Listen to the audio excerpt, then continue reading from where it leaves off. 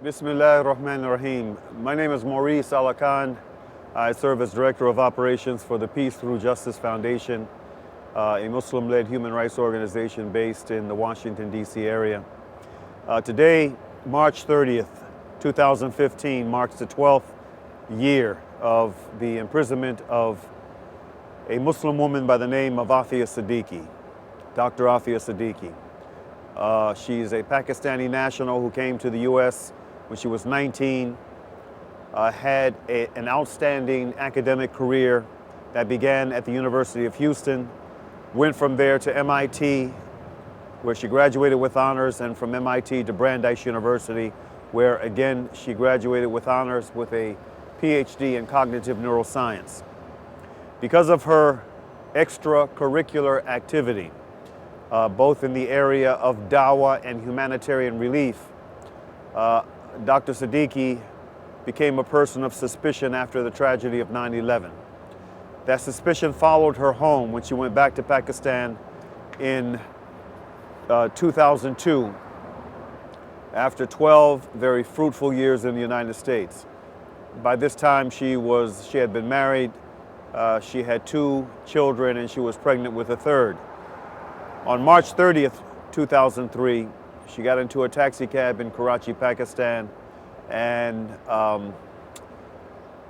the taxi was stopped, and she and her 3 young children were taken from the taxi, basically kidnapped.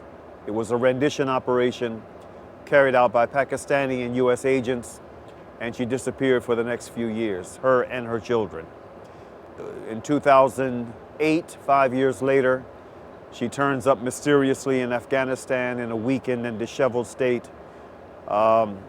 She ended up being shot, brought back to the United States half dead, and she's been here ever since. Right now she sits on a military base in Fort Worth, Texas, completely cut off from the outside world. And we are here today in front of the building that houses the Bureau of Prisons, the Federal Bureau of Prisons, to draw attention to the case of Afia Siddiqui and a demand that we're making that she be allowed to be examined by an independent medical team to include her sister, Dr. Fauzia Siddiqui, who is a physician in Karachi, Pakistan. So today we're here again calling for an independent medical examination for Afia. And, but ultimately, the goal of the international Afia movement, of which this mobilization here represents a part, the U.S. branch of this international movement, is our ultimate goal is to have Afia released and repatriated back home to Pakistan where she belongs. So this is why we are here today, and we're looking forward to a peaceful and hopefully fruitful demonstration on behalf of a prisoner that the former U.S. Attorney General Ramsey Clark has described as the worst case of individual injustice he's ever seen. And that says a lot coming from a man of his station, his age, his experiences, and we agree, and God willing, we will see our sister back home soon, where she belongs.